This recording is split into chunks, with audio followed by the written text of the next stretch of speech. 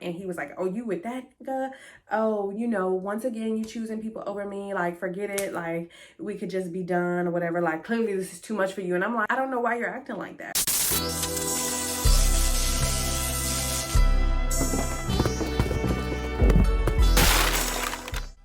To my first boyfriend, he was a young guy, and I think that because of that, he had, you know, things he wanted to explore and things, you know, he was in college and he was successful, like he was, you know, joining different fraternities. He was very involved in band and different things, so he had a lot of exposure to lots of different types of women. And honestly, a young man has the right, and that's why it's important for people not to get too serious at a young age, because you really should explore. But at the time, of course, I felt betrayed by a lot of the things he was doing and exploring. He actually, while we were not dating, he dated another girl, and I looked through his phone one day. I never forget, it was like 4th of July or something, and he was cooking out.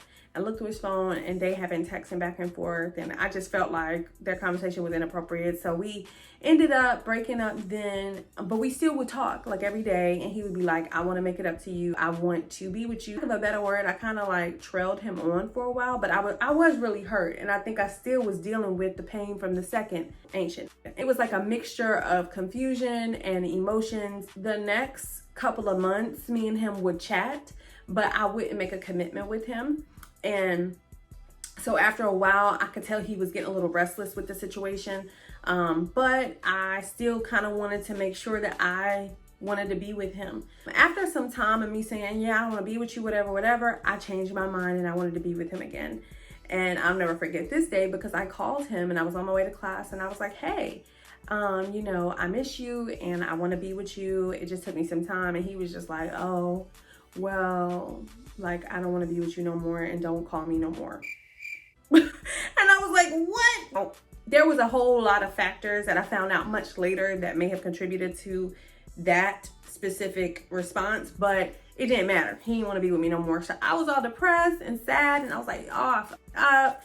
I'm just like, you know what? I'm gonna chill for a minute. And so I did. I think I did not date somebody else for maybe like another year. Then I met boy number 3, and we just dated for a while, and he was really sweet. He was such a Southern gentleman, so much that I wasn't even used to it. He was so sweet. He used to come over all the time, and we would eat, and he would just spend the night, and we would never become intimate. And he was just so like cool, and I could tell he wanted to do stuff, but he never pushed up on me. I really wasn't totally healed, and at this point, I had only been to a therapist once or twice.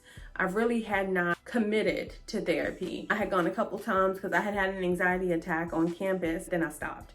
So I really didn't know that I was not ready to date. It's funny because we met in October and we dated until like 2 weeks before my birthday, which is in December. I basically just broke it off with him and just told him, you know, I'm not ready.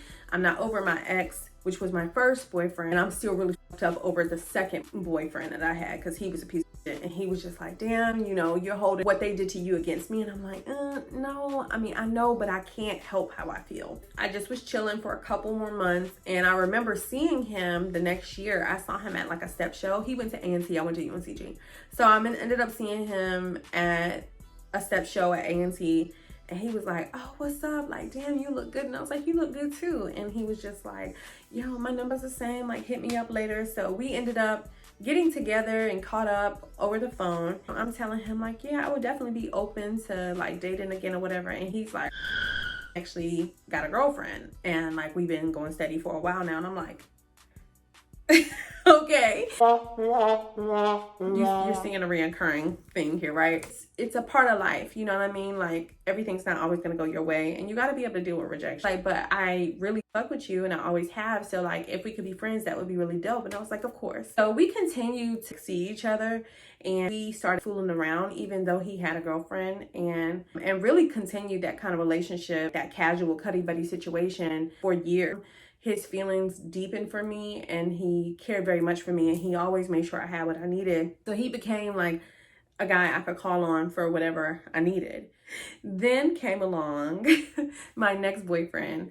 I was gonna say then came along Polly. I don't know if y'all ever seen that movie, but it's a really good movie. Anyway, he also went to A&T, and I met him at GHO, which is obviously A&T's homecoming, greatest homecoming on earth.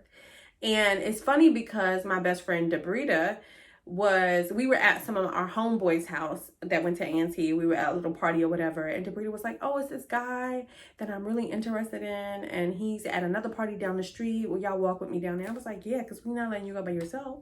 So we go down there, and we kind of kick it with some people that, you know, the first time we meet. And it's crazy because we walked in, and I recognized somebody from one of my AFS classes.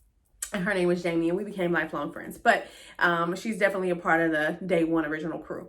But she was there because she was really close to these guys. And so I was like, hey, you're in my AFS whatever class. And she was like, yes, like I love, you know, your comments. And so we just started clicking, and we really had a really nice time at their house. And of course, Debrita was just chatting it up with the dude that she went there to go see. It was pretty much winding down, and we were about to go home because I was always the DDD. Yeah, you heard that right, DDDD.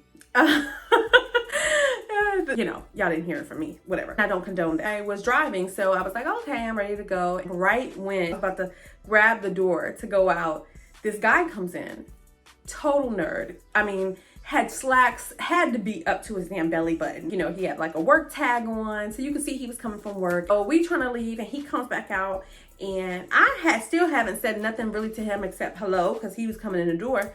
And he says something along the lines of, how you going to not speak to me in my own house? And I was like, oh, my fault. I didn't even know this was your house. I've been in the house now for hours.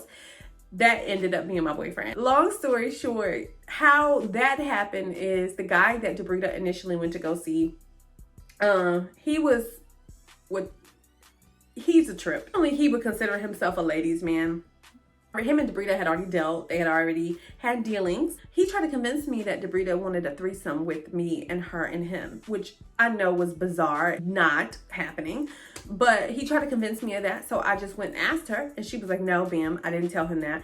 And overall, I just always read this boy for filth. I always knew that he was on some other stuff. And I just knew, I didn't want no parts of him. My soon-to-be boyfriend really admired that. Because one thing he told me later is that like girls have a hard time resisting him and kind of like seeing through his BS. And because that's his homeboy, he never like, you know, goes out to try to embarrass him or like put him out there like, oh no, he ain't about what he's talking about. But he was like, the fact that you were able to see through it is very attractive to me. We just kind of started talking more. But he actually was against being in a relationship. He was just like, people change when they get in relationships. And I really wanted one because that's what I was used to. We still were dating. At the time, I was still dealing with my Cutty buddy. And I started talking to a high school friend. He went to a neighboring high school, but we used to work together. And so I would just go over there and kick it with him. And then one day we ended up having sex. We kind of kept it on that level because we knew so many mutual people. We didn't want to ruin our friendship. So we just kept it on that level. So at this point in my life, I have 2 Cutty buddies I can call. And, you know, I'm dating this other guy. And he doesn't want to commit. And he's dating other girls. We were pretty open about that. And he would be like, you know, if somebody wants to take you on a date, want to give you some free food, you go do it. Like he was always really, really supportive of that type of thing. So I did it. I just went with it. And then one day, I guess he was tired of that. And he was like, you're my girl. And I was like, oh, okay. And so we ended up getting together. And we stayed together for 5 years. But in 5 years, a lot of things happen. You know, you grow. We had financial issues to both of us at different times. He was really good to me though. Like I really can't front on him. Within that situation, I did lose one of my Cutty buddies. The one where we had the mutual friends. We would never deal with each other when I was in a relationship, and that was understood. He just didn't like that I was putting others before him. Even with me and my boyfriend that were steady, we did have our issues, and I definitely was insecure about pieces of our relationship. Like, you know, he always had a lot of female friends, and he was very entertaining. He used to throw parties all the time at his house, and he used to make me uncomfortable. And my Cutty buddy would be like, yo, I don't know why you just don't come over here and kick it with me. And I just couldn't bring myself to do that stuff. I was actually in Chicago with my ex-boyfriend because that's where he was from, and he was like, oh, you with that nigga? Oh, you know, once again you choosing people over me, like forget it, like we could just be done or whatever, like clearly this is too much for you. And I'm like, we're friends, like I don't know why you're acting like that. But I let it go because I was in love with my boyfriend. And so things were good for a while, and then he cheated. Next time on the Shameless series, we were living together at the time, and he walked up on him telling his homeboy how he was having some girl suck his dick at work.